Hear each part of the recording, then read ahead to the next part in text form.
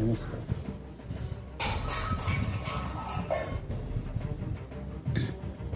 পশ্চিমবঙ্গের মুখ্যমন্ত্রী আমাদের প্রতিশ্রুতি দিয়েছিলেন যে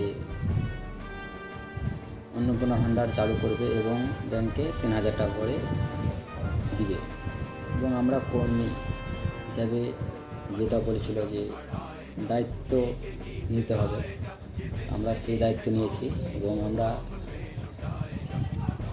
অনেকই ফর্ম কালেকশন করে আমরা নিজেরাই ব্লকে জমা দিতে যাব।